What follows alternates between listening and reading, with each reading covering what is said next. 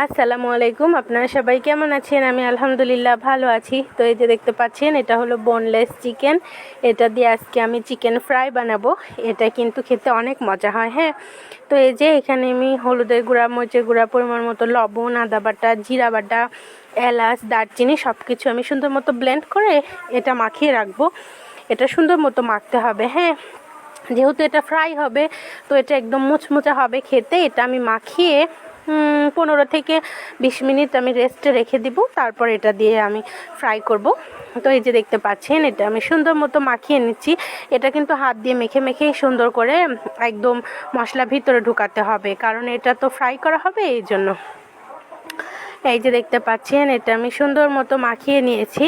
তো চলুন এখন শুরু করা যাক।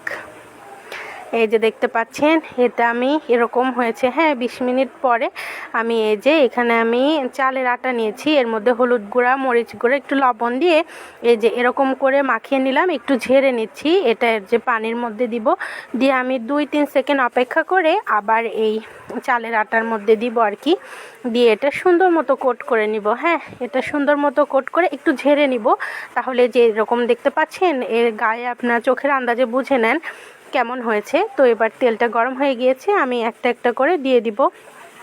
এই চিকেন ফ্রাইটা কিন্তু খেতে অনেক মজা লাগে।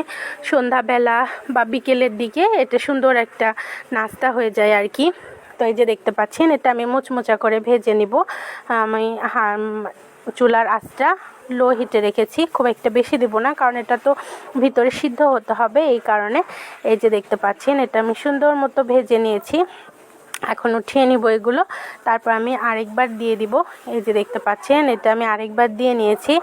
চিকেন ফ্রাই কিন্তু আমার বাসায় সবাই অনেক বেশি পছন্দ করে। আমার ছেলেও মাশাল্লাহ এখন চিকেন খায়, ও কুটকুট করে চিকেন খাওয়া শুরু করেছে, আলহামদুলিল্লাহ। তো এই যে দেখতে পাচ্ছেন, এগুলো আমি সুন্দর মতন ভেজে নিচ্ছি। এটা আস্তে আস্তে ভাজতে হবে, তাহলে ভেতরটা একদম সিদ্ধ হয়ে মুচমুচা হয়ে যাবে। তো এই যে দেখতে পাচ্ছেন, আমার চিকেন ফ্রাইগুলো রেডি হয়ে গিয়েছে। এই যে দেখতে পাচ্ছেন, এটা এমন হবে। হ্যাঁ, এটা দেখতে এমন হবে, অনেক মুচমুচা হবে খেতে। আপনারা কারা কারা এই চিকেন ফ্রাইটা পছন্দ করেন অবশ্যই কমেন্টে জানাবেন। হ্যাঁ, এই যে দেখতে পাচ্ছেন, চিকেন ফ্রাই আমার রেডি। তো এখানে আমি একটা চাটনি বানিয়ে নিয়েছি, তেঁতুলের চাটনি। তো এটা দিয়ে খেতে ভালো লাগে। তো আমার ভিডিওটা ভালো লাগলে অবশ্যই লাইক, কমেন্ট অ্যান্ড শেয়ার করে দিন।